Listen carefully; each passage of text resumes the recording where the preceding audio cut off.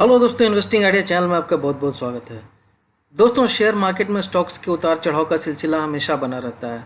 कभी भी ऐसा नहीं होता कि कोई स्टॉक लगातार चढ़ता जाता है या लगातार गिरता जाता है। जब शेयर का भाव ऊपर जाता है तो हम सब बहुत खुश होते हैं, लेकिन जैसे ही नीचे आने लगता है तो लोग निराश होने लगते हैं।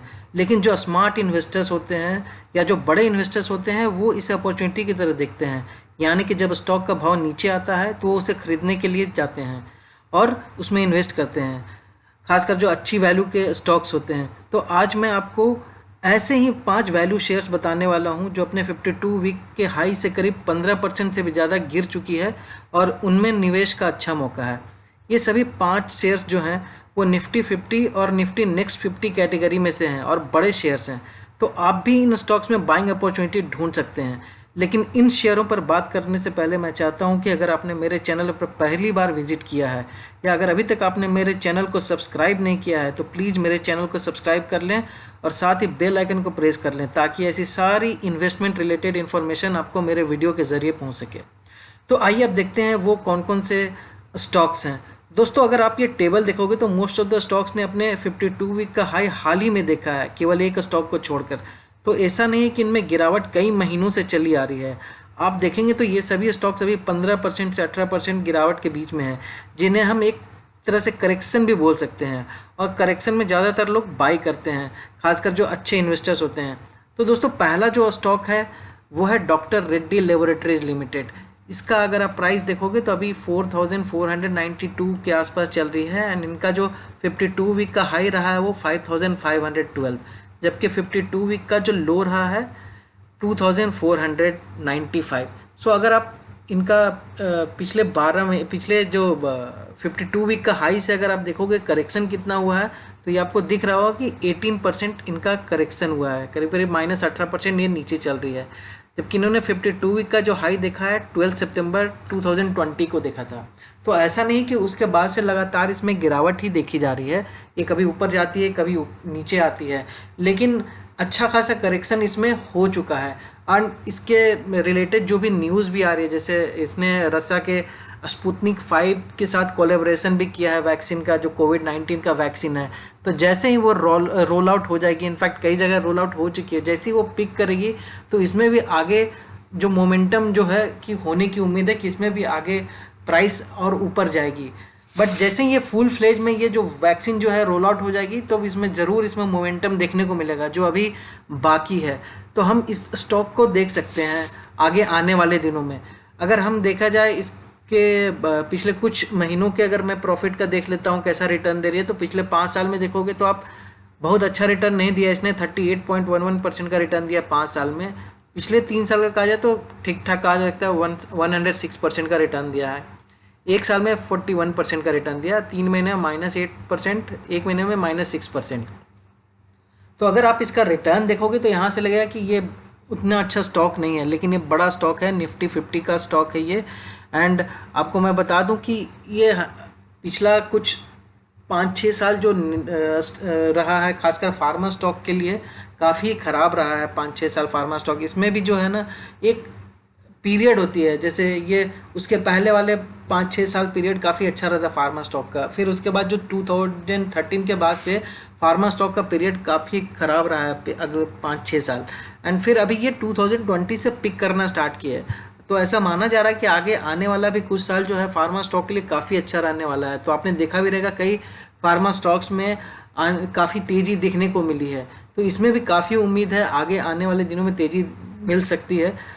इसका मैं अगर आपको वैल्यूएशंस बता दूं तो अगर आप देखेंगे वैल्यूएशन जो ज़रूरी होता है किसी भी स्टॉक के बारे में जानना हमें चाहिए, तो मार्केट कैप जो है आप देख रहे हैं 74,808 करोड़ इसकी मार्केट कैपिटलाइजेशन है। एंड अगर देखा जाए फार्मा सेक्टर की नंबर 3 कंपनी है, यानी कि अगर मार्केट कैप के अनुसार देखें तो इसका पी रेशियो जो है 34.34% है। एंड ईपीएस देखें तो 130.81 एंड पीवी रेशियो यानी अपने 4.88, यानी कि ये अपने जो बुक वैल्यू से करीब करीब 5 गुना ये ऊपर अभी चल रही है। अब इसका थोड़ा सा हम फाइनेंशियल्स भी देख लेते हैं कि इसने इनकम कैसा जनरेट किया है। सो पिछले 5 क्वार्टर का हम देख रहे हैं यहाँ पर इनकम। सो आप देखेंगे तो पिछले 5 क्वार्टर में इनकम में मामूली सी बढ़त हुई है। अगर आप देखेंगे सितंबर 20 से दिसंबर 20 का क्वार्टर यानी Q2 से Q3 में, तो ओनली 1% की ग्रोथ दिख रही है। बट हाँ, अगर आप देखेंगे दिसंबर 2019 यानी वाई वाई देखेंगे तो इसमें करीब करीब 600-700 करोड़ का इसमें ग्रोथ दिख रहा है। हालांकि अगर आप प्रॉफिट आफ्टर टैक्स देखोगे पैट, तो ये लास्ट क्वार्टर में काफ़ी अच्छा ग्रोथ इसमें हुआ था, 771 करोड़ का पैट हुआ था प्रॉफिट आफ्टर टैक्स। बट जो ये क्वार्टर रहा Q3 का जो रिजल्ट आया है उसमें आप देखोगे तो 27.90 करोड़ की प्रॉफिट हुई है, यानी कि इनके जो प्रॉफिट में जो है करीब करीब 96% की डिप देखी गई है। हालांकि आप देखोगे वाई वाई देखोगे तो वहाँ से आप ये -538 करोड़ थी, लेकिन अभी ये जो है पॉजिटिव में 27.90 करोड़। तो इसका जो मेन कारण है कि क्यों हुआ ये प्रॉफिट हिट क्यों हुई, क्योंकि इन्होंने करीब करीब 1320 करोड़ का प्रोविजनिंग किया है इनटेंजिबल एसेट्स और कुछ जेनरिक प्रोडक्ट्स पर जिनका वैल्यू इरोड हुआ है।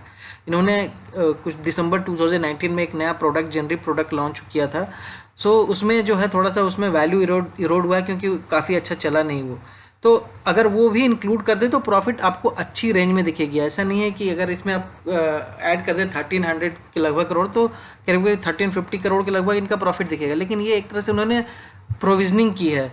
जैसे हम बैंक के स्टॉक्स में देखते हैं कि बैंक जो है प्रोविजनिंग करती है एनपीएस के लिए, तो वैसे इन्होंने भी अपने इनटेंजिबल एसेट्स जहाँ वैल्यू इरोड हुआ है उसके लिए प्रोविजनिंग की है, जिसके कारण इनका जो प्रॉफिट है वो कम दिख रहा है। सो ये एस्टिमेट को बीट किया, इसलिए उसके बाद से इनका जो है प्राइस जो है वो कम होते गया है, यानी कि स्टॉक के प्राइस में गिरावट देखी गई है इधर। बट अगर देखा जाए लॉन्ग टर्म में तो ये लॉन्ग टर्म के लिए अच्छा स्टॉक है। हमें वेट करना चाहिए। स्पुतनिक 5 जैसे ही पिकअप होगी, अगर अच्छे खासा पिकअप हो गई तो इसमें काफ़ी अच्छा ग्रोथ देखने को मिल सकता है। तो आप इस स्टॉक पर नज़र रख सकते हैं निवेश के लिए। अगला जो स्टॉक है वो है Asian paints limited. Asian paints limited, जैसा कि हम सब जानते हैं कि ये पेंट इंडस्ट्री की लीडर है, नंबर 1 कंपनी है एंड मार्केट में करीब करीब 50-60% जो है इसने मार्केट कैप्चर करके रखा है पेंट इंडस्ट्री में, urban and semi urban areas में। सो आप देख सकते हैं कि इसका जो प्राइस अगर आप देखोगे तो अभी फ़िलहाल जो ये चल रही है 2387 चल रही है एंड इसका हाई देखोगे 52 वीक का हाई तो 2873 एंड लो जो है 1431। सो अगर 52 वीक के से आप कंपेयर करोगे जो लो है वहाँ से ऑलरेडी ये डबल हो चुकी है, 2 टाइम्स ऑलरेडी हो चुकी है। बट अभी जो फिलहाल है अगर 52 वीक के हाई से देखेंगे तो अभी ये देखिए करीब करीब 17% जो है अभी ये नीचे चल रही है। सो हम बोलेंगे कि इसका 17% करेक्शन हुआ है जो इसने। अच्छा ये भी देखिए इसने जो 52 वीक का हाई जो बनाया है वो 11 जनवरी को बनाया है, तो बहुत ज़्यादा इसमें दिन नहीं हुई है कि जब ये नीचे आई है स्टॉक। बट सबसे बड़ा जो इसमें जो नज़र आया है इसके नीचे आने का कारण, क्योंकि ग्रासिम इंडस्ट्री जो है उसने भी पेंट के बिजनेस में अपना अनाउंस किया है कि वो भी उतरने वाली है। तो ये एक्सपेक्टेड था कि जब कोई नई कंपनी, जब कोई नई प्लेयर किसी इंडस्ट्री में आती है तो जो लीडर होते हैं तो उसमें ऐसा माना जाता है कि थोड़ा सा उनका मार्केट शेयर जो है इरोड होगा उसमें। इसके लिए ऐसा एक्सपेक्टेड था कि जैसे ही आई है ये ग्रासिम इंडस्ट्री पेंट के बिजनेस में तो ये करेक्शन जो था वो एक्सपेक्टेड था। तो इसको भी हमें एक अपॉर्चुनिटी की तरह लेना चाहिए, बिकॉज इसमें काफ़ी सारे जो ब्रोकर्स हैं काफ़ी हाई इसमें एक्सपेक्टेशन दे रहे हैं आगे आने वाले दिनों में।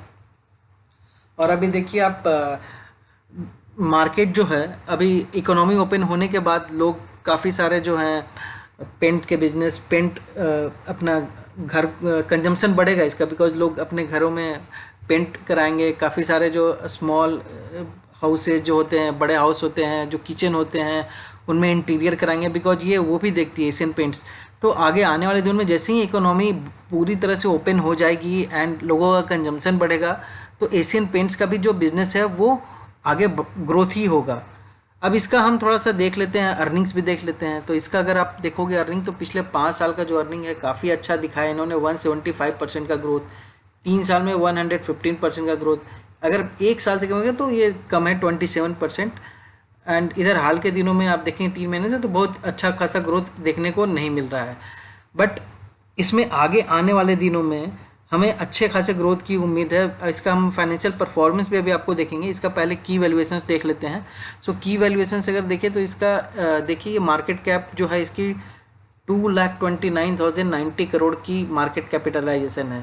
तो आप देखोगे ये नंबर 1 है अपने मार्केट कैप के हिसाब से, ये अपने इंडस्ट्री की नंबर 1 है। पी रेशियो जो है वो 83.29 है। अर्निंग पर शेयर जो है 28.66 है, जबकि इनका पीवी रेशियो 22.01 है। सो अपने बुक वैल्यू से 22 टाइम्स अप चल रही है। अब इसका फाइनेंशियल परफॉर्मेंस मैं आपको दिखाता हूँ, बहुत ही अच्छा फाइनेंशियल इन्होंने परफॉर्मेंस दिया है पिछले क्वार्टर में। अब देखोगे तो टोटल इनकम जो है वो करीब करीब 26% ग्रोथ देखी गई है Q2 से Q3 में। सो 5,432 करोड़ से 6,886 करोड़। अब इनका जो प्रॉफिट है काफ़ी अच्छा प्रॉफिट देखेंगे तो 50% का करीब करीब जंप देखने को मिला है, 830 करोड़ से 1,238 करोड़। अगर आप YOY भी देखोगे तो बहुत ही अच्छा जंप देखने को मिला, 764 करोड़ से 1,238 करोड़। तो आप देख रहे हैं फाइनेंशियल्स इनका काफ़ी अच्छा है। बिकॉज एक तो ये भी रीज़न है कि लास्ट क्वार्टर जो था दिसंबर Q3 का जो क्वार्टर था, फेस्टिव पीरियड था, तो लोगों ने काफ़ी सारे घरों में पेंट्स करवाए होंगे, तो जिसके कारण इनकी सेल्स भी ग्रोथ हुई है। तो इसके कारण प्रॉफिटेबिलिटी पे इनका प्रॉफिटेबिलिटी देखो बहुत ही अच्छा दिख रहा है, 18% जो है इनकी प्रॉफिटेबिलिटी है। एंड अर्निंग पर शेयर भी आप देखो पिछले क्वार्टर से 8.66 से 12.93 हुई है, तो काफ़ी इम्प्रूवमेंट देखा गया है इनके अर्निंग्स में। तो हम उम्मीद कर रहे हैं कि इकोनॉमी अभी और भी जब ओपन होगी, लोगों का कंजम्पशन पावर बढ़ेगा, तो इसमें और सेल्स में ग्रोथ होने की उम्मीद है। तो इसको भी हम देख सकते हैं, ये अच्छा स्टॉक है, ये बिल्कुल लॉन्ग टर्म के लिए रखना चाहिए हम लोगों को अपने पोर्टफोलियो में। अगली जो कंपनी है वो इन्फो एज इंडिया लिमिटेड। सो इन्फो एज इंडिया लिमिटेड ये जो है एक पेरेंट कंपनी है Naukri.com की, 99acres.com, जीवन साथी .com। इसके अलावा भी इसका बहुत बड़ा स्टेक जो है जोमेटो में है, पॉलिसी बाज़ार में है, तो ये भी बहुत ही अच्छी कंपनी है। एंड आप देखो यार कि इसने कितना अच्छा प्रॉफिट दिया है। अगर आप देखोगे तो इसका 52 वीक का हाई 5,880 है, बट इसका 52 वीक का अगर आप लोग देखो तो 1,581, तो करीब करीब ये 4 टाइम्स, एग्जैक्टली 4 टाइम्स नहीं, बट करीब करीब ये 4 टाइम्स जो है पिछले एक साल में, मतलब अपना जो 52 वीक का जो लो है वहाँ से 4 टाइम्स ये हो चुकी है। तो जिस भी इन्वेस्टर्स ने इसमें पैसे लगाए हैं, ये टाइम पे पैसे लगाए होंगे, उनकी जो है काफ़ी अच्छा उनको पैसे बन के मिले हैं। अब इसका भी देख लेते हैं करेक्शन क्या है। तो इसका जो करेक्शन है करीब करीब 16% का इनका करेक्शन हुआ है प्राइस में 52 वीक के हाई से। सो 52 वीक का जो हाई बनाए थे इन्होंने 6 जनवरी को बनाया था 5,880, एंड अभी जो चल रही है 4,945 रुपीज़ पे। तो इसका जो करेक्शन हुआ है उसका एक मेन कारण ये भी है कि ये जैसे मैंने आपको बताया कि पॉलिसी बाज़ार एंड जोमेटो में इसका काफ़ी बड़ा स्टेक है। सो इनफैक्ट पॉलिसी बाज़ार एंड जोमेटो दोनों का उम्मीद है कि ये साल में ये अपना IPOs लाने वाली है। तो लोगों का काफ़ी इंतज़ार था कि जब ये Q3 का रिजल्ट अनाउंस कर रहे थे तो उसमें काफ़ी लोगों का एक्सपेक्ट कर रहे थे कि ये वो भी बताएंगे कि IPO कब आने वाली है जोमेटो एंड पॉलिसी बाज़ार की, लेकिन उन्होंने उस पर कुछ भी बात नहीं की, इनफैक्ट उसको इग्नोर किया। उसके बाद से जो है बिकॉज स्टॉक मार्केट जो है काफ़ी सारे सेंटिमेंट्स पे भी चलता है और आस पास जो सराउंडिंग न्यूज़ रहते हैं, सो उसके कारण जो है मार्केट में थोड़ा सा ये हिट हुई इनकी शेयर और नीचे आई है। सो अगर ये नीचे आई है तो मैं यही बोलूँगा कि ये बहुत ही अच्छा बाइंग अपॉर्चुनिटी हमारे लिए, बिकॉज ये जो स्टॉक है बहुत ही लंबी रेस का घोड़ा है, बहुत ही ऊपर जाने वाला है। मैंने आपको जो बताया कि इनके जो बिजनेस लाइन है Naukri.com, 99acres.com, जीवन साथी .com, अगर आप देखोगे तो ये अपने अपने सेक्टर में ये सब टॉप मोस्ट वेबसाइट्स है। अगर आप नौकरी की बात करोगे तो Naukri.com नंबर 1 है नौकरी सर्च में, जॉब सर्च में। अगर आप रियल एस्टेट की बात करो तो रियल एस्टेट सर्च करने में 99acres.com नंबर 1 है। वैसे ही मैट्रिमोनियल साइट में जीवन साथी .com नंबर 1 है। अगर आप जोमेटो की बात करो तो फूड डिलीवरी में जोमेटो भी लीडर है। एंड उसी तरह पॉलिसी बाज़ार जो है इन्वेस्टमेंट, खासकर जो इंश्योरेंस रिलेटेड जो इन्वेस्टमेंट करते हैं उसमें ये बहुत ही बड़ी कंपनी है। तो आप देखोगे तो इसका जो लाइन है, बिजनेस लाइन काफ़ी स्ट्रॉन्ग है, एंड ये आगे आने वाले दिनों में बहुत बहुत बहुत ग्रो करने वाली है। तो इनफैक्ट हमें इसको बाइंग अपॉर्चुनिटी की तरह लेना चाहिए, लॉन्ग टर्म में लेना चाहिए। अब इसका मैं आपको दिखा देता हूँ पिछले कुछ सालों का अर्निंग, तो देखिए अब कितना अच्छा है। पिछले 5 साल का अर्निंग देखिए 541%, 3 साल में करीब करीब 300%, अगर 1 ईयर का भी पकड़ेंगे तो 82%, बहुत ही अच्छा ग्रोथ कहा जाएगा। 3 महीने में ओनली 16.74%। सो इधर रिसेंटली हाल में पिछले 1 महीने, बिकॉज जैसे मैंने आपको बताया कि Q3 के रिजल्ट के बाद से इसमें डिप देखी गई है, बिकॉज ये एक्सपेक्टेड नहीं था, लोग काफ़ी एक्सपेक्ट कर रहे थे कि ये अनाउंस करेगी IPO। तो आप ये भी ध्यान रखें कि जैसे ही ये IPO आएगी, ये खासकर जोमेटो वाला IPO जो आने वाला है, पॉलिसी बाज़ार का IPO ये इसी साल आएगी, उसके बाद से तो इसमें ज़बरदस्त रॉकेट लगेगा। तो अभी हमारे लिए अच्छा मौका इस समय एंट्री करने का ये स्टॉक में। आप इसका वैल्यूएशंस देख लीजिए तो मार्केट कैप देखिए 63,607 करोड़ इसका मार्केट कैपिटलाइजेशन है। एंड आप ये भी देखिए अपने इंडस्ट्री की नंबर 1 कंपनी है। पी रेशियो देखिए तो 52.12 है एंड अगर ईपीएस देखिए तो 94.88 है। सो अर्निंग पर शेयर इनका बहुत ही अच्छा है। अगर पीबी रेशियो देखें तो 29.19, तो काफ़ी हाई वैल्यूएशंस हो गई है स्टॉक की। अब इसका अर्निंग देखिए तो अर्निंग भी बहुत ही अच्छा दिख रहा है। अगर आप Q3 का अगर आप देखो अर्निंग तो टोटल इनकम में हालांकि ओनली 7% का ही जंप देखने को मिला है 289 करोड़ से 311 करोड़। बट इसका जो प्रॉफिट है वो आप देखो डबल हो गई है 328 करोड़ से 679 करोड़, बिकॉज एक्सपेंसेस जो है इनके कट डाउन हुए हैं। 481 निगेटिव में एक्सपेंसेस जो कि -150 थे, तो इसके कारण इनका जो है प्रॉफिटेबिलिटी जो है वो बढ़ी है। तो अगर आप नेट प्रॉफिटेबिलिटी मार्जिन देखोगे तो 218%। तो हमें यहाँ पे ये इतना नहीं जाना चाहिए बिकॉज वो एक्सपेंसेस जो है इनके कट डाउन हुए हैं, बिकॉज वो लॉकडाउन इस सब के कारण काफ़ी सारे लोग घर से काम कर रहे थे, तो उसके कारण वो जो है वो एक्सपेंसेस उनकी कट डाउन हुई है। अगर आप इसका YOY भी देखोगे तो YOY में आप देखोगे तो इसकी गिरी है। अगर सेल्स फिगर देखोगे तो 359 से 311 हुई है, लेकिन अगर प्रॉफिट देखोगे तो बहुत ही अच्छा -59 से 679 करोड़। एंड EPS देखिए तो 52.88। तो फाइनेंशियल्स भी इसके बहुत अच्छे हैं। इसका ग्रोथ प्रोस्पेक्ट्स काफ़ी अच्छा है, बिजनेस लाइन काफ़ी अच्छा एक्सपेक्टेड है। तो ये बिल्कुल ये डेफिनेटली ये इन्वेस्ट करने वाली ये स्टॉक है। अगली जो है कंपनी है वो है ऑरबिंदो फार्मा लिमिटेड। सो जैसे ये नाम से सजेस्ट कर रही है कि फार्मा की कंपनी है। सो ऑरबिंदो फार्मा भी बहुत बड़ा नाम है फार्मा इंडस्ट्री में। इसकी जो प्राइस अभी चल रही है 862 पे चल रही है। एंड आप देखो इसका 52 वीक का जो हाई है 1023 रुपीज़ है एंड 52 वीक का लो देखे तो 288। तो ये भी यहाँ से करीब करीब 4 टाइम्स ग्रोथ हुई है। अगर इसकी अगर देखा जाए क्या इसमें चेंजेज आए हैं 52 वीक से, तो यहाँ देखिए -16% का करेक्शन हुआ है इसमें। एंड ये भी देखिए 25 जनवरी को इसमें 52 वीक का हाई बनाया था। एंड 862 जो है अभी करंट जो चल रही है, तो करीब करीब 16% का इसमें करेक्शन हुआ है। तो ऑरबिंदो फार्मा जो है एक बहुत बड़ी वैक्सीन मैन्युफैक्चरिंग फैसिलिटी बना रही है जो अगले कुछ महीनों में ऑपरेशनल हो जाएगी। और ये कोविड-19 वैक्सीन के मैन्युफैक्चरिंग के लिए भी कई कंपनियों के साथ टाई अप भी करने वाली है। तो इसका भी फ़ायदा जो है वो कंपनी को ये पहुँचेगा। उसके अलावा इसके करीब करीब 30 प्रोडक्ट्स जो है US मार्केट में लॉन्च के लिए पाइपलाइन में है। तो जैसे ही ये लॉन्च होगी, ये सब प्रोडक्ट जैसे जैसे लॉन्च होगी तो उसका भी फ़ायदा कंपनी को मिलेगा। अब क्योंकि हमने देखा है कि जनवरी के आसपास इसने 3 प्रोडक्ट जो है लॉन्च किए थे अप्रूवल मिलने के बाद। तो देखिए आप ये जो इसने हाई बनाया है वो 25 जनवरी को ही बनाया है, यानी कि जनवरी में जैसे ही इसे मिला था उस समय वहाँ US मार्केट में अप्रूवल मिला था, तो उसके बाद से ही इसमें जो है ग्रोथ देखी गई, 52 वीक का हाई बनाया। तो यहाँ भी उम्मीद की जा रही है कि जैसे ही इसके प्रोडक्ट को अप्रूवल मिलेगा तो इसमें आगे आने वाले दिनों में काफ़ी ग्रोथ की उम्मीद है। एक तो मैन्युफैक्चरिंग फैसिलिटी भी स्टार्ट करने वाली है जो नई बना रही है, प्लस मैन्युफैक्चरिंग पे गवर्नमेंट का काफ़ी बड़ा फोकस है। इनफैक्ट कई सारे PLI स्कीम वो यूनियन बजट में अनाउंस भी किया उन्होंने कि जो बूस्ट करने वाली मैन्युफैक्चरिंग सेक्टर के लिए, तो उसका भी फ़ायदा जो है वो इस कंपनी को मिलने वाला है। तो ये जो 2, 3, 4 पॉइंट जो मैंने आपको बताया वो आगे आने वाले दिनों में कंपनी को फ़ायदा ही पहुंचाने वाली है। इसलिए हम एक्सपेक्ट कर रहे हैं कि इसमें अच्छे खासे बिजनेस की उम्मीद है, ग्रोथ की उम्मीद है।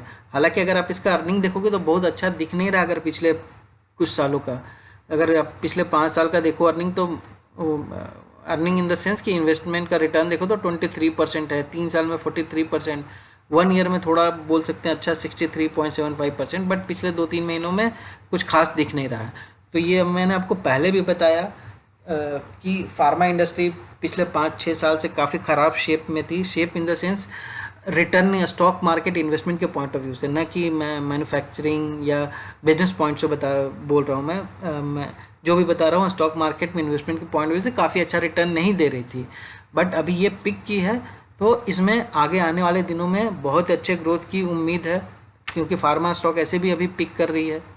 अब देखो तो इसके वैल्यूएशंस देखें तो 50,587 करोड़ मार्केट कैपिटलाइजेशन है एंड फार्मा की ये नंबर 5 की कंपनी अगर मार्केट कैप के हिसाब से देखें। पी रेशियो इसका 9.39, EPS 91.87, ये पिछले 12 महीने का EPS है। अगर PB रेशियो देखें तो 3.05, तो बहुत ही ज़्यादा ये अभी इसका वैल्यूएशन बुक वैल्यू से ऊपर नहीं ये गई है। तो इसमें है इन्वेस्टमेंट का अपॉर्चुनिटी। अगर इसकी भी अर्निंग देखें तो इसकी भी अर्निंग बहुत ही अच्छी दिख रही है। आप देखो इसकी अर्निंग, जहाँ तक टोटल इनकम की बात है तो उसमें फ्लैट ही रहा, 6,537 करोड़ एंड 6,498 करोड़, थोड़ा सा स्लाइटली डीप है। बट अगर प्रॉफिट आफ्टर टैक्स देखोगे तो बहुत ही अच्छा है, करीब करीब देख रहे 3.75 टाइम्स जो है इसमें ग्रोथ देखी गई है। अगर प्रॉफिट आफ्टर टैक्स देखेंगे तो 806 करोड़ जो थी Q2 में 2,946 करोड़ है, 265 करोड़ का 265% की ग्रोथ देखी गई है। एंड YOY भी देखोगे तो काफ़ी अच्छा ग्रोथ है, तो फाइनेंशियल्स इसकी भी अच्छी दिख रही है। अगली जो कंपनी है वो है आयशर मोटर्स लिमिटेड। ये जो है ऑटोमोटिव सेक्टर की कंपनी है, light commercial vehicle and high commercial vehicle दोनों ये मैन्युफैक्चर करती है। इसका प्राइस देखो तो 2,587 पर अभी ये ट्रेड कर रही है। एंड हाई जो इसका रहा है 52 वीक का 3,037 एंड लो जो रहा है 1,245। तो ये देख लेते हैं कितना परसेंट ये चेंज है। तो इसमें देखें तो 15% का ये जो करेक्शन हुई है स्टॉक में। अगर आप देखें तो 22 जनवरी को इसने अपना 52 वीक का हाई बनाया था। इसमें भी आगे आने वाले दिनों में ग्रोथ की उम्मीद है, बिकॉज एक तो इस कंपनी का जो काफ़ी फेमस प्रोडक्ट है रॉयल इनफील्ड मोटरसाइकिल, जो आप सब लोग जानते हैं, एंड वॉल्वो बस जो कि कमर्शियल व्हीकल में है। तो पिछला साल जो है ऑटोमोटिव सेक्टर के लिए बहुत ही ख़राब रहा, बिकॉज जो बिल्कुल ही सेलिंग रुक गई थी इनफैक्ट मई जून के आसपास, एंड जुलाई से थोड़ी बहुत पीक स्टार्ट की। तो ये साल लेकिन काफ़ी अच्छा रहने वाला है। अगर मैं इस कंपनी की खासकर बात करूँ तो रॉयल इनफील्ड की जो सेल्स है उसमें फरवरी महीने में ग्रोथ देखी गई है, और ऐसा अनुमान लगाया जा रहा है कि ये साल जो है इसके रॉयल इनफील्ड के सेल्स में करीब करीब डबल डिजिट का ग्रोथ एक्सपेक्टेड है मोटरसाइकिल के सेल्स में। इसके अलावा रॉयल फील्ड को वो एक्सपोर्ट भी करने वाली है बाहर के कंट्री में, तो इसका भी फ़ायदा जो है इस कंपनी को मिलने वाला है। उसके अलावा स्क्रैपेज पॉलिसी भी आ रही है, इंफ्रास्ट्रक्चर पे काफ़ी गवर्नमेंट का बूस्ट है। तो जैसे इनके कमर्शियल व्हीकल है इंफ्रास्ट्रक्चर में यूज़ होते हैं, तो उसके कारण भी उसका फ़ायदा कंपनी को मिलने वाला है। स्क्रैपेज पॉलिसी में जो कमर्शियल व्हीकल जो 20 साल से पुराने 15 साल से पुराने हैं वो स्क्रैप में जाएंगे और लोग फिर नया खरीदेंगे, उसका भी फ़ायदा ये कंपनी को मिलने वाला है। तो मैं बोल सकता हूँ कि ये आयशर मोटर्स ऑटोमोटिव सेक्टर ये साल अच्छा रहने वाला, तो उसका भी फ़ायदा आपको इस कंपनी को मिलेगा। इसकी अर्निंग देखें तो अर्निंग बहुत अच्छी दिख नहीं रही इसकी। आप देखो अर्निंग रिटर्न देखी जाए तो 5 साल का 34.37% जो है इसका 5 साल का रिटर्न है, एंड 3 साल में देखोगे तो निगेटिव रिटर्न दिया है -6.07, 1 ईयर में 45.58%, एंड ये तो कुछ खास रिटर्न है नहीं। ऑटो सेक्टर में भी हम बोल सकते हैं कि पिछला कुछ साल खराब ही रहा है, अच्छा नहीं रहा है रिटर्न पॉइंट ऑफ व्यू से, लेकिन ये साल जो है काफ़ी अच्छा उम्मीद है, ये साल सेल्स होने की काफ़ी अच्छी उम्मीद है। तो हम एक्सपेक्ट कर सकते हैं इस कंपनी के भी स्टॉक प्राइस में आगे ऊपर जाने की। इसका वैल्यूएशंस देखें तो 70,609 करोड़ की इसके मार्केट कैप है, एंड अपने सेक्टर की नंबर 5 की कंपनी है। पी रेशियो 62.85, EPS 41.17, तो ये बहुत ज़्यादा नहीं है। EPS अगर देखा जाए तो PB रेशियो काफ़ी हाई दिख रहा है 7.10%। इसकी भी अर्निंग देख लें। इसकी भी अर्निंग देखें तो बोल सकते हैं कि करीब करीब अच्छा प्रॉफिट दिखाया इसने। जहाँ तक सेल्स की बात करें, इनकम के 32% का ग्रोथ है, 2953 करोड़ पिछले क्वार्टर से, एंड अगर पैट देखें तो 55% का ग्रोथ है, 343 की जगह 532 करोड़, एंड YOY भी देखें तो स्लाइटली इसमें ग्रोथ दिख रहा है। तो अर्निंग देखा जाए तो अच्छा ही लग रहा है, अच्छी अर्निंग दिख रही है इस कंपनी की, तो देख सकते हैं इस स्टॉक को। तो दोस्तों ये जो है 5 बड़े स्टॉक है जो अभी अच्छे वैल्यूएशंस पे हमें मिल रहे हैं, क्योंकि इनमें प्राइस करेक्शन हुआ है। आप देख रहे हैं 15 से, सब में आप देखोगे तो 15 से 18% तक का सब में प्राइस करेक्शन हुआ है। तो ये प्राइस करेक्शन हुआ है तो हम इसको अच्छा बोल सकते हैं, निवेश के लिए अच्छा मौका है। लेकिन हमें टाइम फ्रेम जो रखना होगा वो लॉन्ग टर्म का रखना होगा, कम से कम 6 से 9 महीने 1 साल का हमें टाइम फ्रेम रखना होगा, अगर हम इसमें एक्सपेक्ट कर रहे हैं कि अच्छा खासा प्रॉफिट अगर हमें बना कर दे। क्योंकि नेक्स्ट 6 to 9 मंथ्स में इन कंपनी के बिजनेस में काफ़ी डेवलपमेंट होने वाला है, जैसे मैंने आपको बताया हर एक स्टॉक के टाइम पे जब मैं डिस्कस कर रहा था।